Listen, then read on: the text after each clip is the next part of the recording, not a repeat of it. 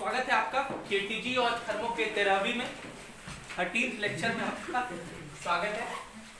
और पिछले क्लास में हम लोग सीड कर रहे थे केटीजी का। हम लोग सारा थ्योरी पढ़ चुके हैं केटीजी का और थर्मो का 50%। और हम लोग केटीजी पे जितने थ्योरी पढ़े हैं उस पर हम लोग सवाल कर रहे हैं। हम लोग सीट सॉल्व कर रहे हैं। सीट में 7 नंबर क्वेश्चन तक सॉल्व कर लिए थे। आज 8वीं से शुरू करते हैं। 8वां क्वेश्चन है a mixture of hydrogen and nitrogen has volume 2000 CC. एक कंटेनर है। अब जरा सब लोग का ध्यान यहाँ होना चाहिए। सवाल को समझिए, फिर मैं सवाल सॉल्व करने का आपको पर्याप्त समय दूंगा। A mixture of hydrogen and nitrogen has volume 2000 CC. ये एक कंटेनर है, इसका वॉल्यूम दिया हुआ है 2000 CC. What is the meaning of cc? Centimetre cube. और सेंटीमीटर क्यूब को ही मिलीलीटर कहते हैं। तो 2000 मिलीलीटर दैट मींस 2 लीटर। ठीक है, डायरेक्ट 2 लीटर ना लिख के इतना नौटंकी कर रहा था। और इस सिलेंडर में एक मिक्सचर है, किसका किसका? हाइड्रोजन और नाइट्रोजन का। सो लेट्स सपोज ये जो ब्लू डॉट्स मैंने दिखाया है ये हाइड्रोजन है, और ये जो मैंने रेड डॉट्स दिखाया है ये लेट्स सपोज नाइट्रोजन है। जैसे ही आपको दो गैस का मिक्सचर दिखेगा तो केटीजी के किस लॉ का याद आएगा आपको? Dalton's law. जब भी Dalton's law of partial pressure याद आना चाहिए। जब भी दो गैस हो तो क्या होता है? Dalton's law of partial pressure. मतलब ये सवाल कहां से रिलेटेड होगा? डाल्टन्स लॉ से। अभी हमने सवाल पढ़ा नहीं, लेकिन इसको देख के हमने सोचा कि ये सवाल कहां से रिलेटेड होना चाहिए? डाल्टन्स लॉ से। अब डाल्टन्स लॉ को याद करना पड़ेगा पहले हमें, सवाल आगे पढ़ेंगे। डाल्टन्स लॉ में कुछ बातें थी। पहला पॉइंट ये था डाल्टन्स लॉ में कि डाल्टन्स लॉ सिर्फ नॉन रिएक्टिंग गैसेस के लिए वैलिड है। किसके लिए वैलिड है? नॉन रिएक्टिंग गैसेस के लिए। What is the meaning of non reacting gases? जो रिएक्ट ना करें। अब बताओ, नाइट्रोजन और हाइड्रोजन रिएक्ट करता है आपस में कि नहीं करता है? नॉर्मल कंडीशंस में नहीं करता है। नॉर्मल कंडीशंस में नहीं करता है। अंडर अ सर्टेन सर्कमस्टांसेस, एक पर्टिकुलर केस में जरूर करता है, लेकिन नॉर्मल सर्कमस्टांसेस में नहीं करता है। उस पर्टिकुलर सर्कमस्टांस की बात करें अगर हम लोग, तो नाइट्रोजन और हाइड्रोजन जो है normally does not react,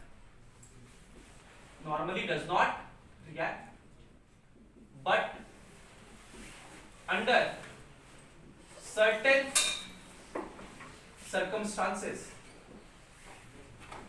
मतलब अगर फिक्स्ड टेम्परेचर और प्रेशर हो, मुझे इसका डेटा नहीं याद है, ये आपकी केमिस्ट्री के एनसीईआरटी में लिखा हुआ है ये डेटा, कि वो क्या कंडीशन होता है जब नाइट्रोजन और हाइड्रोजन रिएक्ट करता है। आपके लिए वर्क है कि आपको टेम्परेचर का वैल्यू और प्रेशर का वैल्यू यहां पे ब्लैंक में लिख लेंगे या नेट से सर्च करके। उसमें वो रिएक्ट करता है और ये रिएक्ट करके नाइट्रोजन प्लस हाइड्रोजन मिल करके रिवर्सिबल प्रोसेस होता है। रिवर्सिबल प्रोसेस के बारे में आप केमिस्ट्री में पढ़ेंगे कि ये रिएक्शन आगे भी जा सकता है, मतलब दोनों रिएक्ट होकर अमोनिया बना सकता है, या अमोनिया टूट करके नाइट्रोजन हाइड्रोजन भी बना सकता है। दोनों होता है। ठीक है, इसको अगर बैलेंस करें तो यहां 2 लगा दीजिए, यहां 3 लगा दीजिए। And this process is known as Haber's synthesis of ammonia.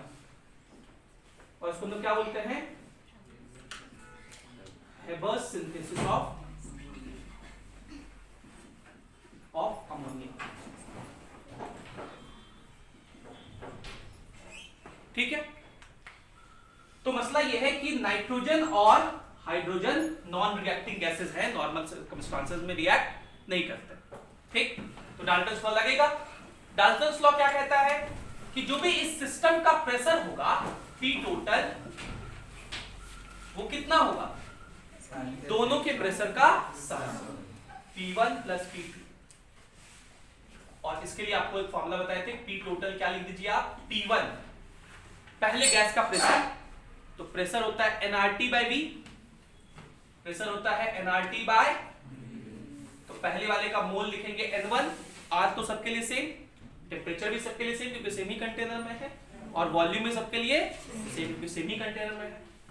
और P2 सिमिलरली क्या लिखेंगे, N2RT/T। तो V इधर भेज दीजिए, तो P total into V is equals to N1 plus N2 into R into T। ये हमने डिस्कस किया था किसमें, डाल्टन्स लॉ। ठीक है, इसलिए न्यूमेरिकल बनाना जरूरी है। कई बार मैं बच्चों से पूछता हूं कि काहे नहीं फॉर्मूला याद है, वो बोलते सर कैसे याद करेंगे, इतना इतना फॉर्मूला पढ़ा दिए हैं, कैसे याद होगा, इंसान है, जानवर थोड़ी है, सब याद कर लेंगे। इसलिए नहीं याद होता है कि आप एक बार पढ़ते हैं, उस पर क्वेश्चन प्रैक्टिस करते ही नहीं है, या क्वेश्चन भी प्रैक्टिस करते हैं तो सही से नहीं करते जैसे अभी कर रहे हैं। इस तरह से आपको क्वेश्चन पढ़ना है। डाल्टन्स लॉ हम लोग पढ़े थे, तो ये बातें वहां सीखे थे, उसको लिख लीजिए एक बार। Writing is very important. आप लिखिए, चीजों को बार बार लिखिए, तो आपको सब कुछ याद रहेगा। आपको क्या लगता है कि हम डेली सुबह उठते होंगे और आज क्या पढ़ा था रट के आते होंगे? Is it possible? वो रोहन से पूछिए, वो देखता है हम उठते हैं, अरे जल्दी जल्दी तैयार हो, मम्मी खाना दो, क्लास है। Not possible. कैसे याद है? पिछले 10 साल से हर साल कम से कम 50 बैच पढ़ते होंगे इसको, या 30-40 बैच सोचिए, तो हर बैच में हम लिखते हैं। अब इतना बार लिखते लिखते हमको याद होगा, इसके बाद हमको यही लिखना है। कई बार ऐसा भी होता है कि कुछ सोच दिमाग में कुछ और हो रहा है गर्लफ्रेंड के बारे में, और लिखते वही फिजिकल स्टूडेंट। ऐसा भी होता है कई बार। तो अब भी इतना बार लिख लीजिए कि आपको इतना बार याद हो जाए। खैर चलिए, आप वापस आते हैं, क्वेश्चन में पढ़ते हैं। तो क्वेश्चन में देखिए, वॉल्यूम दिया हुआ और 2 गैस दिया हुआ है। कह रहा है इसका टेम्परेचर कितना है, 300 केल्विन।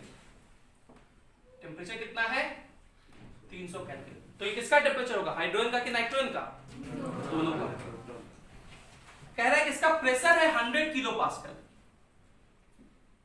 प्रेशर कितना है, 100 किलो पास्कल, मतलब 100 इंटू 10⁻³ पास्कल, और ये हो जाएगा 10⁵ पास्कल, जिसको हम लोग 1। ये किसका प्रेशर होगा, टोटल प्रेशर। सिर्फ अगर प्रेशर कहे कि इस सिस्टम, इस कंटेनर का, मतलब टोटल प्रेशर। और आपसे कह रहा है कि इस सिस्टम का जो मास है, टोटल मास, वो दिया हुआ है।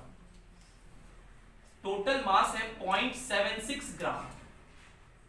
तो आपसे पूछा है इंडिविजुअल मासेस बताइए।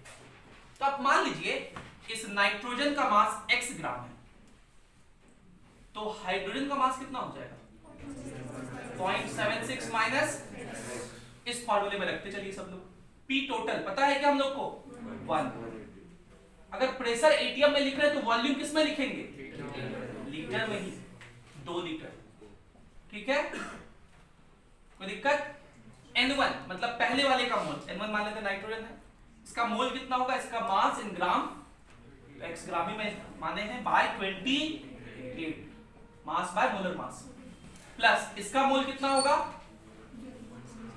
0.76 minus x by 2 into r। r कितना लेंगे, 1/12, 1/, क्योंकि एटीएम लीटर में है, और t कितना लेंगे, और बताओ 12 से 300 कितना बार में कटता है ना, 25 यहां नीचे भेज दो, तो 2/25, 2/25 कितना होता है, 0.08, 0.0 इज इक्वल्स टू, इनका एलसीएम दो, तो एलसीएम हो गया 28। आप खुद सॉल्व नहीं कर सकते, कीजिए सॉल्व खुद से। आपसे यही पूछा है कि बताइए इसका मास कितना है, इसका मास कितना, निकालिए।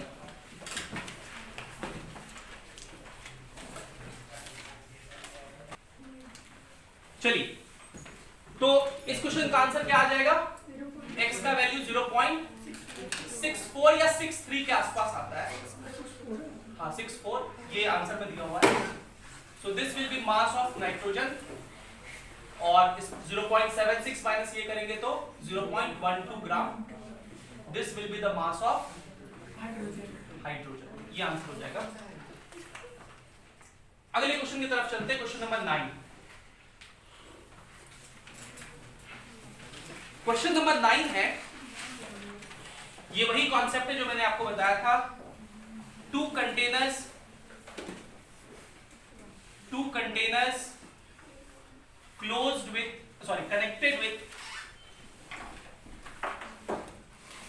connected with narrow tube. Container connected with narrow tube. याद है आप लोग को ये कॉन्सेप्ट?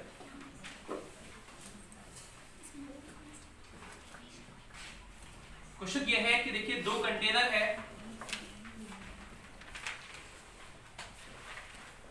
मैं क्वेश्चन लिख दे रहा हूं फिर आप ट्राई करना, फिर सॉल्यूशन बताऊंगा। अच्छा पिछले क्वेश्चन में भी ऐसा बोले थे लेकिन टाइम दिए नहीं थे हम। दो कंटेनर, दोनों का वॉल्यूम सेम है, दोनों का वॉल्यूम सेम है, V0 दोनों में गैस है और दोनों में प्रेशर भी सेम है। इसका प्रेशर P0, इसका भी प्रेशर P0 और P0 का वैल्यू दिया हुआ है। कितना P0 का वैल्यू? 105 kilo pascal. दोनों में टेम्परेचर भी सेम है, T0 300 केल्विन, यहां भी टेम्परेचर T0 300 केल्विन। ठीक है, तो प्रेशर वॉल्यूम टेम्परेचर तीनों से में मतलब मोल भी सेम होगा, इसमें मोल होगा N0, इसमें मोल कितना होगा? Total mole.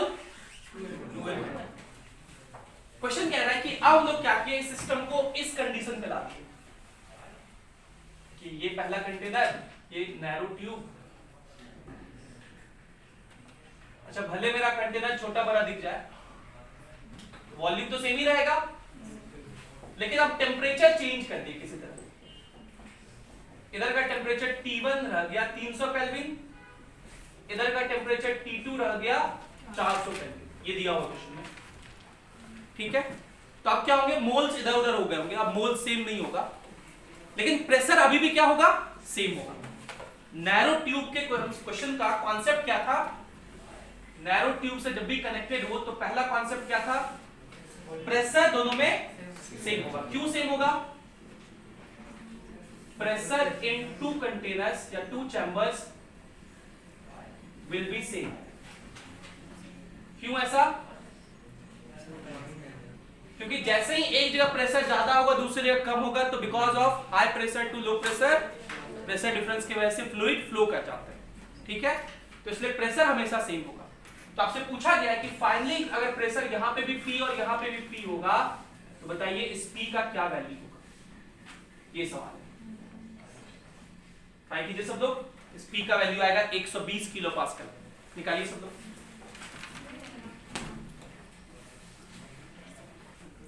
चलिए, तो नैरो ट्यूब का पहला कॉन्सेप्ट क्या था कि दोनों प्रेशर में दोनों चैम्बर में प्रेशर क्या रहेगा?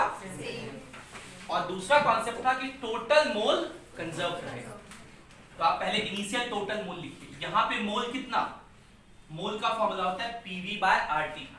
यहां पे मोल मान लेते हैं N0, तो PV मतलब P0 V0 बाय RT0 मतलब 300 R।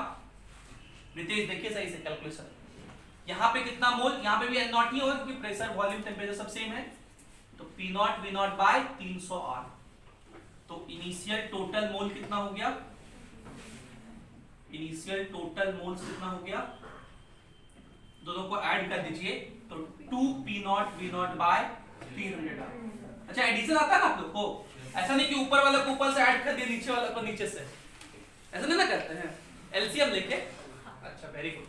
देखिए बहुत सारे बच्चे मिल जाते हैं, हम उनको कहते हैं भाई तुम गलत जगह आ गए, यहाँ नहीं आना था तुमको, है ना। तो देख जो लोग ऐसा गलती करते हो वो अभी भी मौका है ना, अभी भी नॉर्मल तैयारी शुरू कर दो।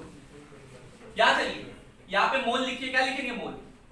N1 PV/RT, तो PV0 बाय 300 R, और यहां मोल क्या लिखेंगे? N2 PV0 by 400 R। Final total mole लिखिए, फाइनल टोटल मोल्स। तो दोनों ऐड नहीं हो सकता क्योंकि एलसीएम अलग अलग है, तो अपन कॉमन ले लेते हैं। PV0 बाय 100 R कॉमन हो जाएगा, है ना।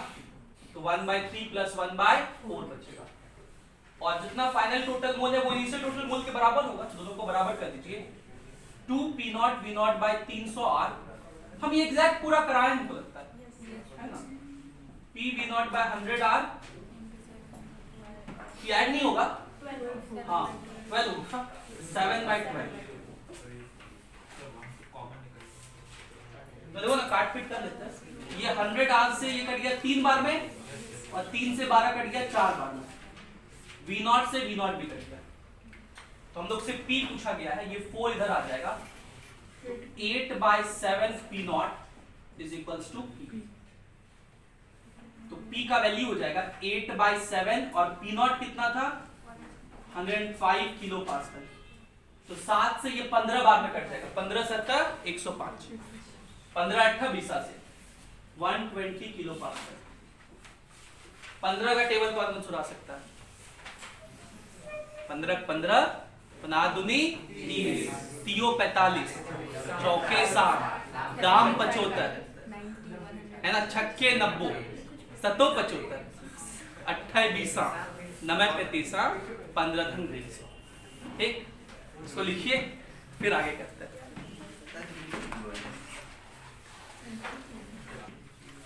अगले सवाल की ओर बढ़ते हैं हम लोग। अगला सवाल क्वेश्चन नंबर 10। क्वेश्चन नंबर 10 आपसे बन गया हो तो बल्ले बल्ले, नहीं बना हो तो ध्यान से मेरा मेथड सुन लेना एक बार, ठीक है, एकदम गौर से, सब लोग का ध्यान इधर होना चाहिए। क्वेश्चन नंबर 10 है, अ वेसल कंटेन्स, अब थोड़ा देर के लिए शांति, कोई बात नहीं। A vessel contains 14 gram of hydrogen and 96 gram of oxygen at STP। एक वेसल है और इस वेसल में 2 गैस है, 14 ग्राम हाइड्रोजन है, 14 ग्राम हाइड्रोजन है और 96 ग्राम ऑक्सीजन है।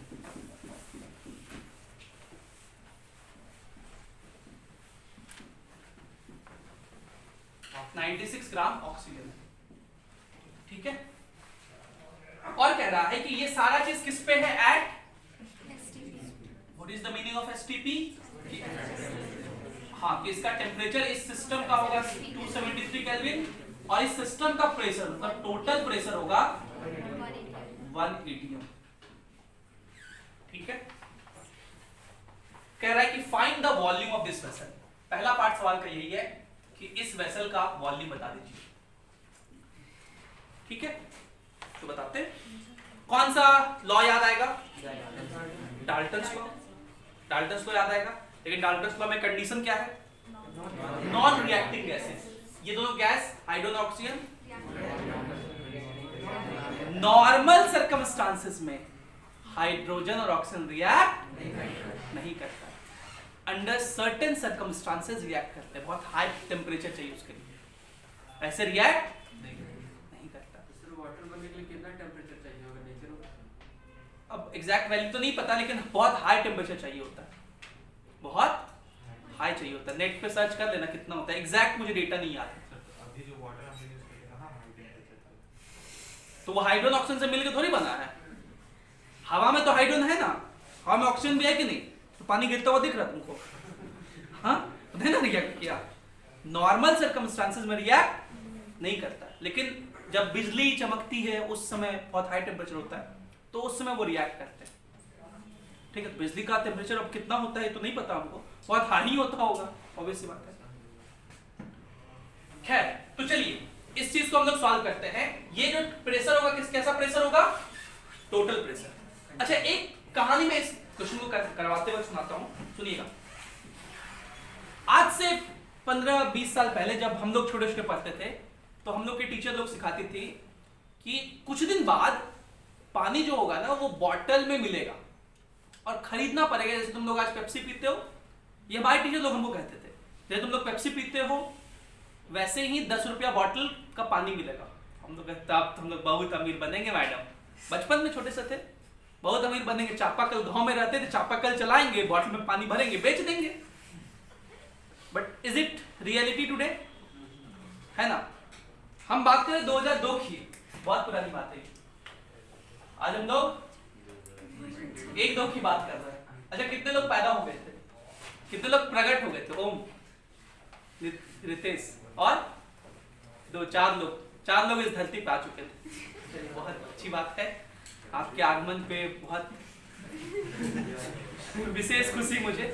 एनीवे, 2001-2 में उस समय 1998 में पहली बार फोन का इस्तेमाल किया गया था। ठीक है, पहला फोन जो था, जो हम लोग के उस समय के टेलीकॉम मिनिस्टर थे, उसने कॉल किया था, पहला फोन इंडिया में। तो उस समय वो चोंगा वाला फोन चलता था, मोबाइल का जमाना नहीं था। तो हम लोग की मैम कहती थी, सोचिए छोटा बच्चा है हम लोग, कितना 5-6 क्लास में होंगे या उससे भी छोटे होंगे, 5-6 क्लास तो ज्यादा बोल दिए, 3-4 में होंगे, हाँ 2-3 में, तुमको बराबर है भाई। 12th में आप लोग 2012 में 12th पास आउट किए, तो 2 में कितना में होंगे? हाँ 2 में 10 साल का, हाँ 2 क्लास में होंगे। अब बीच का बहुत सारा जंप भी तो होता है, इधर उधर भी तो होता है। 2 या 3 क्लास में होंगे, होश संभालते थे, याद है मुझे। तो हमारे टीचर्स कहते थे कि आज से 10-12 साल बाद ना, 15 साल बाद रिक्शा वाला के पास भी फोन होगा। तुम्हारे घर में जो नाई आता था, पहले तो ऐसा कल्चर था गांव में कि नाई आता था, हाँ चावल दे दीजिए, बार्टर सिस्टम, और दाढ़ी बना देगा, पापा लोग का, हम लोग का बाल काट देता था। हम लोग पापा से बहुत लड़ते थे, ये कौन सा सिस्टम है, हम लोग मार्केट जाएंगे कि सलून में कटवाएंगे, और मार्केट जाने के बहाने बगल में रसगुल्ला का दुकान था, तब वहां रोएंगे 2 बार, पापा रसगुल्ला खिलाएंगे, है ना। तो जनरली बाल बड़ा भी नहीं होता था, फिर भी हम लोग पापा को परेशान करते थे, बाल बड़ा हो गया चलिए। तो हमारे मैम लोग जब ये कहते थे कि नाई को भी ना फोन छोटा सा होगा, फोन करोगे कि नाई आ जाइए, आज आ जाएगा, हम लोग हंसते थे, ऐसा थोड़ी होगा।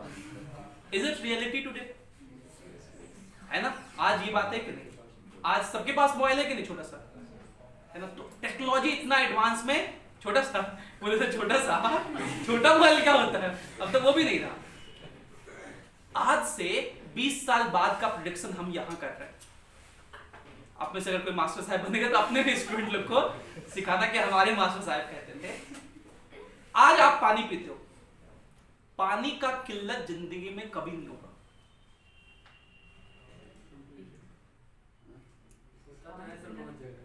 होता है ना।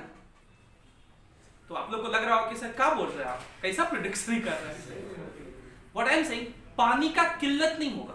किल्लत का मतलब वाटर क्या है, एक ऐसा रिसोर्स है जो कि फ्री में होना चाहिए, फ्री में, और अगर पैसा भी लगे तो बहुत कम दाम। जैसे आज आप भले नगर निगम से पानी आपके घर में आता हो, सप्लाई वाटर हो, या फिर अंडरग्राउंड वाटर आप लेते हैं तो होल्डिंग टैक्स लेते हैं, जो भी सब फलाना दिखाने करें तो बहुत कम चार्ज, नॉमिनल चार्ज लगता है, एवरीवन कैन पे। 200 रुपया अगर महीना भर का लगा, 100 रुपया लगा, तो आम जनता पे कर सकती है, मुझे ऐसा लगता है। लेकिन आज से 20 साल बाद क्या होगा, पानी नॉर्मली नहीं मिलेगा, अंडरग्राउंड वाटर बहुत खत्म हो जाएगा। तो पानी कैसे मिलेगा, तो समुद्र तो है ही, नदी तो है, अगर नदी वगैरह सूख भी गया तो समुद्र तो है ही, उसके पानी को बनाया जाएगा, उससे सॉल्ट अलग होगा, और वो सॉल्ट को जमा करना बहुत डिफिकल्ट हो जाएगा। तो सॉल्ट का हो सकता है पहाड़ हम लोग को दिखे ना, जहां आज गोवा बीच होता है ना, गोवा वाले बीच पे, तो वहां हो सकता है सॉल्ट का पहाड़ दिखे हम लोग को, ठीक। वो पानी जो होगा बहुत कॉस्टली होगा। हो सकता है जैसे आप आज रेंट देते हो 15,000 रुपया, हो सकता है 15,000 रुपया आप पानी का बिल दो, 15,000 रुपीज पानी का हो सकता है आप बिल दें। ये एक सिचुएशन आएगा लाइफ में जब पानी क्या होगा, बहुत कॉस्टली मटेरियल होगा। हो सकता है वो नहीं, 3 इडियट्स में डायलॉग था, कुछ दिनों में तो पनीर सुनार की दुकान पे इतने से थैलियों मिलेंगे, है ना। तो ऐसा तो ना हो सुनार की दुकान में मिले, लेकिन पानी होना बहुत बड़ा होगा। क्लींजिंग मिल्क किस काम आता है ये भी आपको समझ में आ जाएगा उस दिन, है ना। फिर आपको नैपकिन का यूज भी समझ में आएगा, ठीक है। और फिर जितना चीज के लिए हम लोग पानी इस्तेमाल करते हैं वो सब यूज करने का हो सकता है जरूरत ना पड़े, है ना। कम में पानी में पीने के लिए मिल जाए, फिर 15,000 रुपया लीटर मिलेगा तो क्या करोगे, पीने के लिए चलाओगे, बाकी काम के लिए तो नहीं यूज करेंगे, है ना। अभी और ये बात मैं ऐसा नहीं कि ऐसे हवा में बोल रहा हूं, this is the reality in other countries.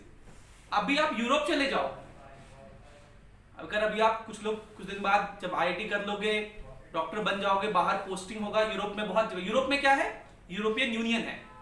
जैसे हम लोग के यहाँ राज्य है ना, यूरोप छोटा सा है ना, जैसे हम लोग के यहाँ राज्य है वैसे उन लोग के यहाँ यूरोपियन यूनियन है। छोटे छोटे कंट्रीज है बहुत सारे, पहले खूब लड़ते थे, अब भाई भाई हो गए, ठीक। कोई बॉर्डर नहीं है, ट्रेन चलता है नॉर्मल, एक जगह से आप दूसरी जगह तक जा सकते हो, कोई वीजा नहीं चाहिए।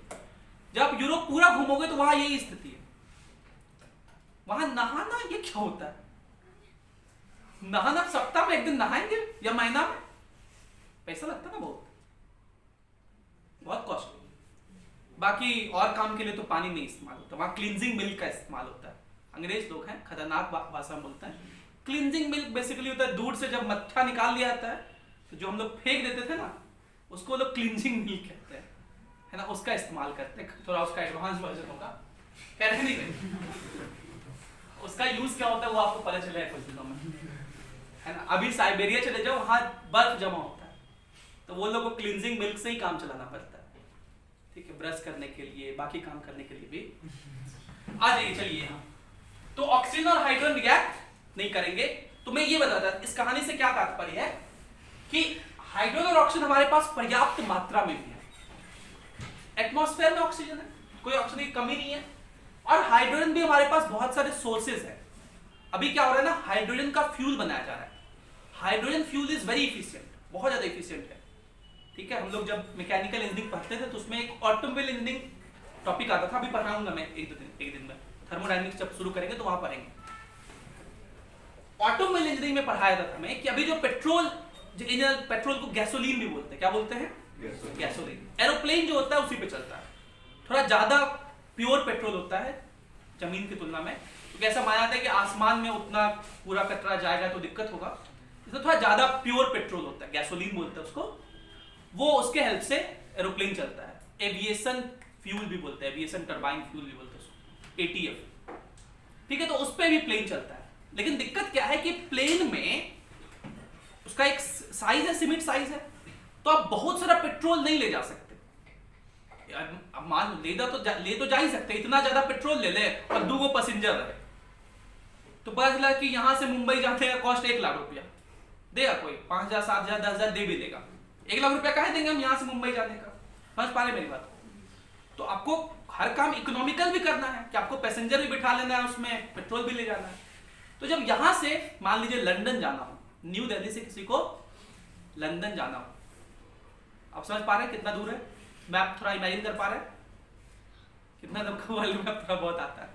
अच्छा, अगर मैं थोड़ा सा बताऊं तो अगर ये इंडिया है इस तरह से, इधर मान लो मुंबई से तुम निकले और यहाँ कहीं रियाद होगा, रियाद आप जानते हैं सऊदी अरबिया में जगह है, इधर यूरोप है और यहाँ कहीं लंदन होगा, ठीक है। यहाँ पे कुवैत, बहुत सारा कंट्री है, मतलब गल्फ कंट्रीज सारे, ठीक है। और इधर पे क्रॉस करके आप मेडिटेरियन सी क्रॉस करके यहाँ पहुंचिएगा, तो डायरेक्ट यहाँ नहीं जा सकते।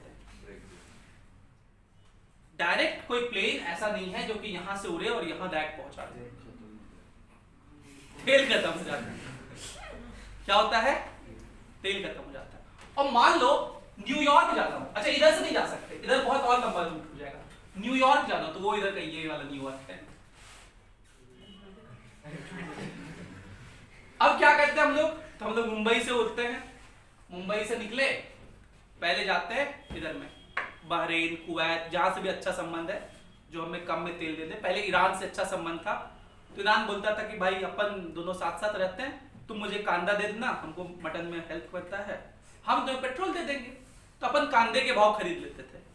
लेकिन यूएसए सैंक्शन लगा दिया, तो अभी क्या होता है, हम लोग सऊदी या फिर कुवैत वहां जाके पेट्रोल लेते हैं, है ना। 2-4 पैसेंजर जो उतरने वाला उतार भी दिए, बैठने वाला बैठ भी दिया। ऐसा नहीं मजबूरी है उतारना है बैठना, ऑटो नहीं है जहां मिला जगह निकाल, वो नहीं है, फ्यूल ही नहीं है, वो खत्म हो जाएगा।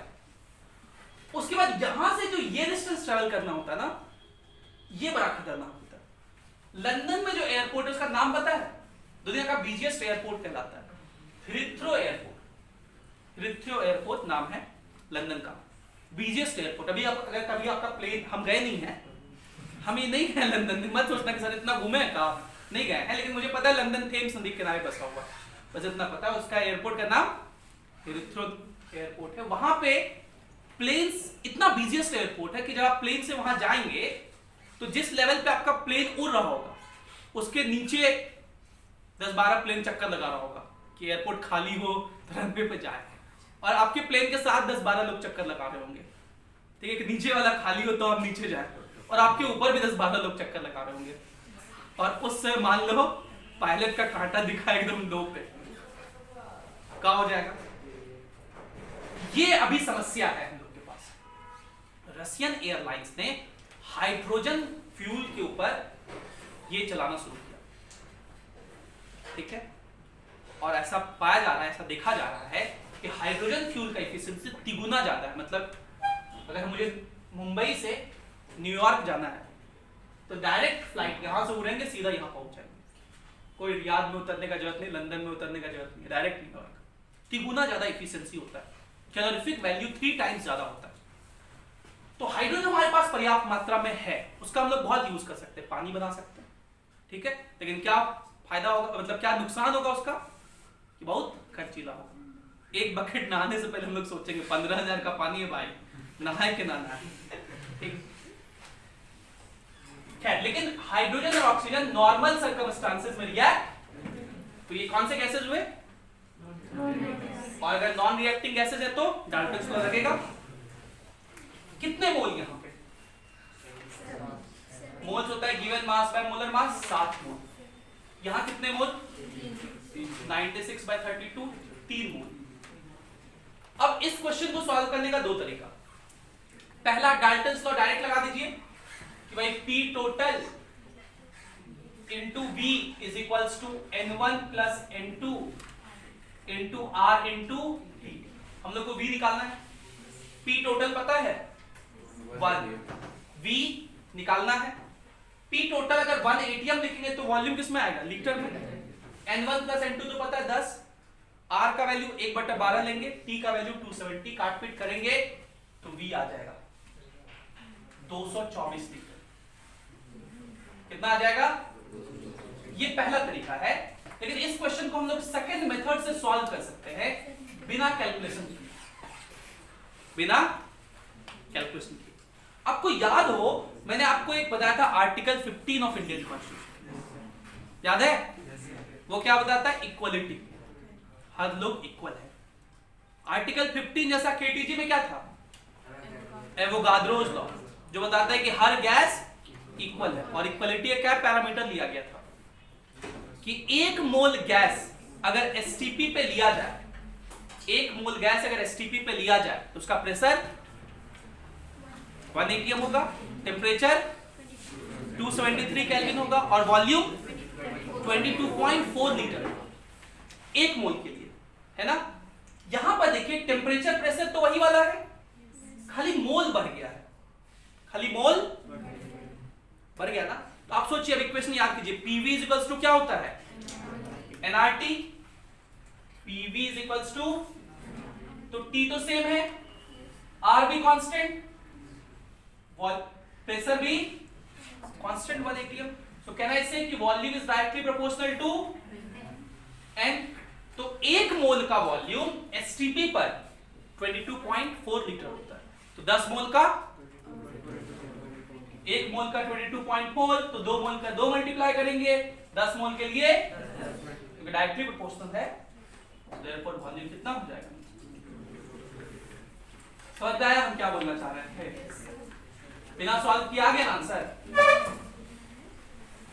इस क्वेश्चन का दूसरा पार्ट, इस क्वेश्चन का दूसरा पार्ट है, दूसरा पार्ट समझिए। सेकंड पार्ट इस क्वेश्चन का है कि इलेक्ट्रिक करंट पास करवाया गया जिससे ये हाइड्रोजन और ऑक्सीजन रिएक्ट करती है। ये हाइड्रोजन और ऑक्सीजन रिएक्ट करके क्या बना दिए, पानी। H2 प्लस O2 रिएक्ट करके क्या बना देता है, जो कि लिक्विड स्टेट में पाया जाता है नॉर्मल सर्कमस्टांसेस में। ये 2 हाइड्रोजन रूम टेम्परेचर पे गैस होता है, ठीक है। इलेक्ट्रिक करंट पास करवाए तो ये रिएक्शन हो जाएगा। अब बताओ, रिएक्शन हमारी मर्जी से होता है कि अपने मर्जी से? रिएक्शन हमारे मर्जी से होता है कि अपने मर्जी से? अपने मर्जी से। रिएक्शन कभी हमारी मर्जी से नहीं होगा। इस रिएक्शन को अगर पढ़ेंगे हम लोग तो क्या पढ़ेंगे, 2 मोल हाइड्रोजन 2 मोल 1 मोल ऑक्सीजन से रिएक्ट करेगा और क्या बनाएगा, 2 मोल वाटर। इसको हम लोग स्टोकियोमेट्री कहते हैं, क्या बोलते हैं। तो हम लोग पढ़ेंगे 2 मोल 2 moles hydrogen reacts with 1 mole oxygen. यहां पे कितना मोल ऑक्सीजन है, 3 मोल ऑक्सीजन, तो तो कितना मोल हाइड्रोजन रिएक्ट करेगा? 6 मोल hydrogen will react with 3 moles of. जब 3 मोल ऑक्सीजन खत्म हो जाएगा तो हाइड्रोजन कितना खत्म होगा? अभी भी हाइड्रोजन 1 मोल और ऑक्सीजन पूरा पूरा। जो पहले खत्म हो जाता है उसको हम लोग क्या बोलते हैं? Limiting reagent. उसको क्या बोलते हैं? Limiting reagent. तो यहाँ पे ऑक्सीजन लिमिटिंग रिएजेंट है। कोई फिक्स नहीं है कि कौन सा लिमिटिंग रिएजेंट होगा, वो चेंज होते रहता है। अभी हमने हाइड्रोजन ज्यादा लिया था, अगर हाइड्रोजन कम लेते, ऑक्सीजन ज्यादा ले लेते तो हाइड्रोजन लिमिटिंग रिएजेंट हो जाता है। खैर उससे मतलब नहीं है। 3 मोल ऑक्सीजन खत्म हो गया। 3 मोल ऑक्सीजन, हाइड्रोजन कितने मोल खत्म हो गए? तो फाइनली मेरे पास क्या बचा है? फाइनली मेरे पास क्या बचा है? 1 मोल हाइड्रोजन और पानी बचा हुआ। अभी बताओ, कभी ऐसा सुने हो कि गैस सिलेंडर फट गया? नहीं सुने हो? अच्छा, पानी का रखा हुआ है तो सिलेंडर फट गया? नहीं सुने हो ना? इन जनरली ऐसा नहीं होता है। Do you know the reason? Liquid pressure, liquid के मॉलिक्यूल्स बहुत ज्यादा रैंडम मोशन में नहीं होते, तो वो कंटेनर से बहुत कम टकराते हैं। So pressure due to liquid is negligible in comparison to pressure due to gas. मतलब अब जो कंटेनर होगा उसमें क्या क्या होगा हमारे पास? 1 मोल हाइड्रोजन और जो भी ऑक्सीजन वाटर बना होगा, कितना वाटर बना होगा निकाल सकते हैं। 2 मोल हाइड्रोजन से 2 मोल वाटर बनता है, तो 6 मोल हाइड्रोजन रिएक्ट किया तो 6 मोल वाटर बना होगा। उसका जो प्रेशर होगा वो क्या होगा? नेग्लिजिबल होगा। तो ये बात भी आपको ध्यान रखना है कि liquid pressure is negligible. Liquid pressure is,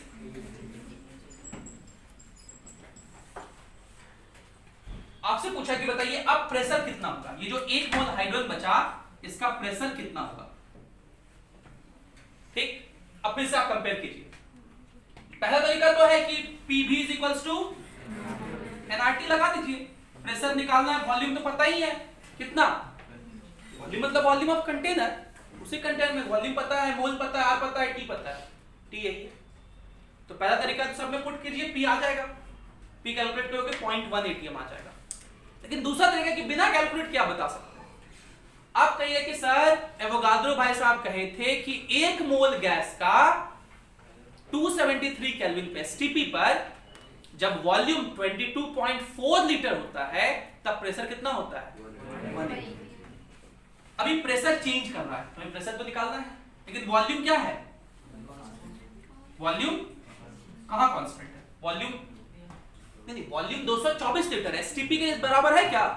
नहीं है। टेम्परेचर सेम है, एसटीपी से कंपेयर कर रहा है। टेम्परेचर सेम है, आर सेम है और मोल भी एक ही लिए, तो ये पूरा क्या हो गया? मतलब PV is equals to, मतलब pressure is inversely proportional to volume. STP से ये वॉल्यूम कितना गुना ज्यादा है? 10 गुना। तो प्रेशर 10 गुना, तो प्रेशर कितना हो जाएगा? अगर आपको ये समझ में आए कि कैसे हम सोचे तो बल्ले बल्ले, नहीं समझ में आया तो पुट करके निकाल लो, है ना? समझ गए? हम कंपेयर किए एसटीपी और अभी गिवन कंडीशन को। एसटीपी पे भी एक ही मोल लेते हैं एवोगाड्रो लॉ में, यहां भी एक ही मोल है तो मोल कांस्टेंट। एसटीपी पे टेम्परेचर लेते हैं 273 केल्विन, यहां पे भी कह रहे हैं 273 केल्विन, टेम्परेचर कांस्टेंट, आर तो कांस्टेंट। एसटीपी पे वॉल्यूम होता है 22.4, यहां वॉल्यूम है, volume of container 224 litre. STP पे प्रेशर होता है 1 ATM। तो हम लोग जानते हैं कि अगर ये सब कांस्टेंट हुआ nRT तो PV is equals to constant, मतलब pressure is inversely proportional to volume. ठीक, तो वॉल्यूम एसटीपी से 10 गुना ज्यादा है, 1 मोल का जितना होता है, इसलिए प्रेशर 10 गुना कम होगा। 1 ATM होता है एसटीपी पे, कितना होगा? 0.1। बाकी फॉर्मूला पुट करके दिखाया सबको आता है। ठीक, लिखिए इसको।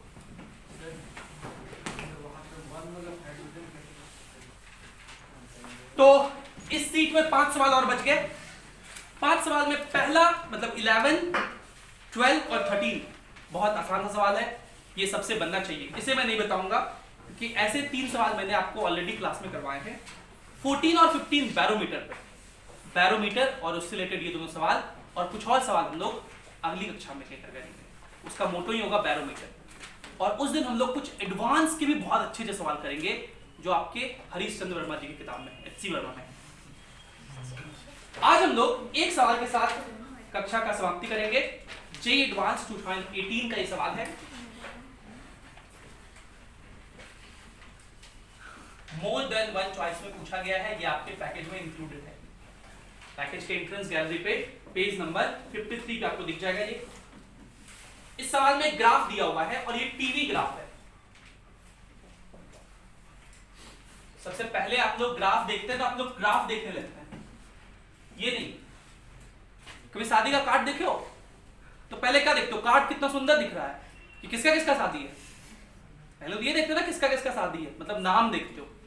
सिमिलरली किसका किसका ग्राफ है वो देखिए। आप लोग पहले देखते शादी कैसा हो रहा है, कहाँ है, कहाँ मिले खाना में, नॉनवेज है कि नहीं। हमारे पास आता था हम यही करते हैं है ना। अभी 10 दिन पहले की बात है, मेरे वो दोस्त है, क्लासमेट था, साथ में पढ़ते थे लोग गांधीनगर में। उसके भैया का शादी था और उनको बड़ी परेशान कर रहा था। हम लोग संडे को चले जाते हैं रिसेप्शन में, चले भी गए यहाँ से क्लास लेके तुम लोग का, बड़ी दुख हुआ जाते बड़ी दुख हुआ। खाली वेज खाना था, कुछ नहीं खाए बेचारे। देखिए ये एक ग्राफ दिया हुआ है, टीवी ग्राफ। अब इन ग्राफ के बारे में कुछ दिया हुआ नहीं है, बस ये लिखा है कि which of the following statement is correct. Question ये है कि which of the following statement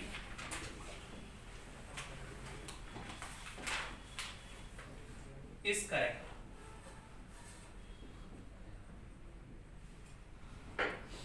पहला ऑप्शन में लिखा है process A, process 1 is an isochoric process.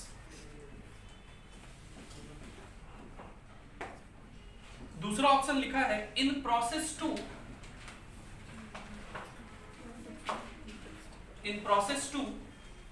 gas absorbs heat.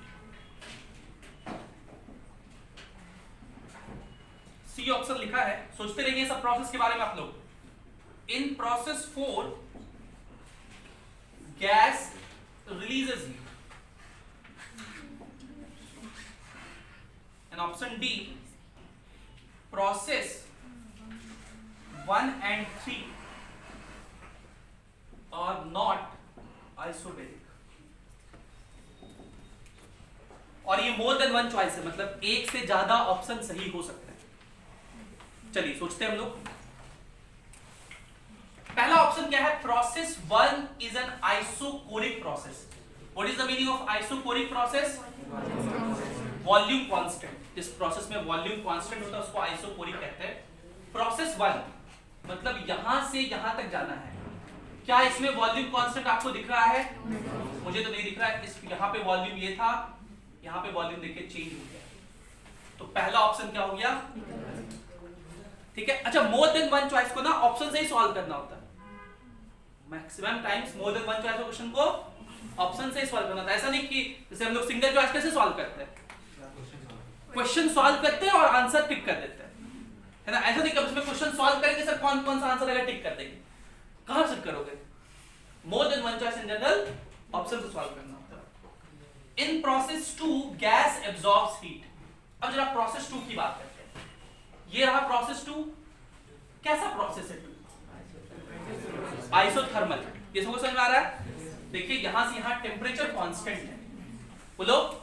तो प्रोसेस 2 कैसा है? Isothermal process. पहले हम लोग ये लिख लेते हैं। और इसके बाद ये हमसे किसके बारे में पूछ रहा है?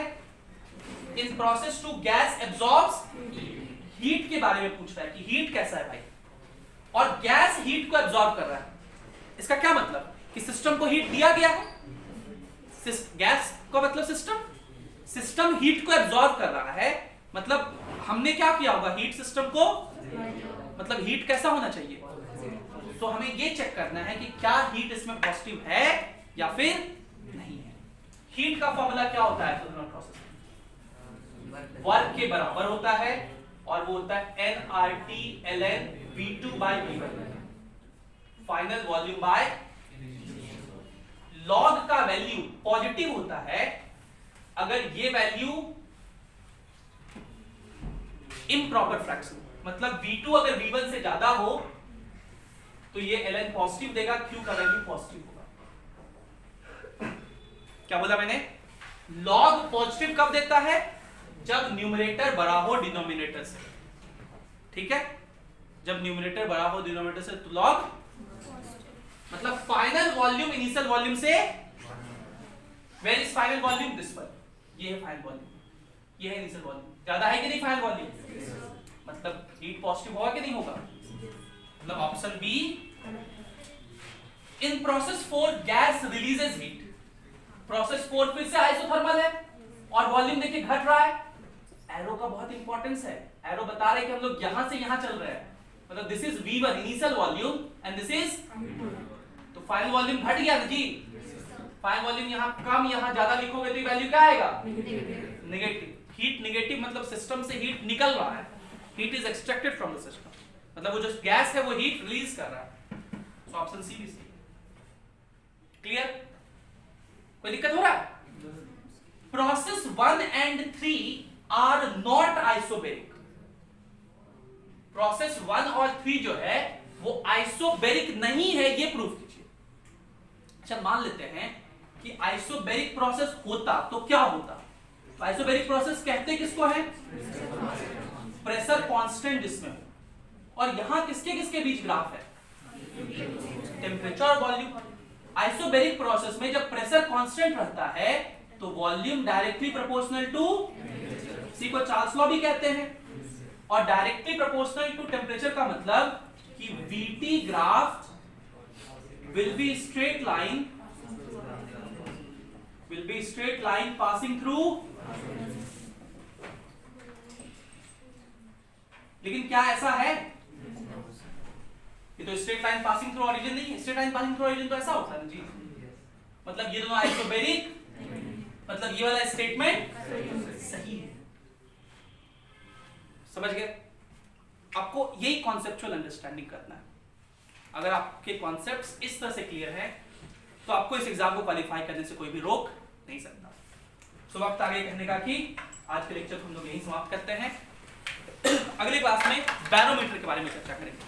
जिन लोगों के पास HCV का सेकंड पार्ट हो वो लेते हैं, नहीं तो मैं तो लेके आऊंगा, ठीक है?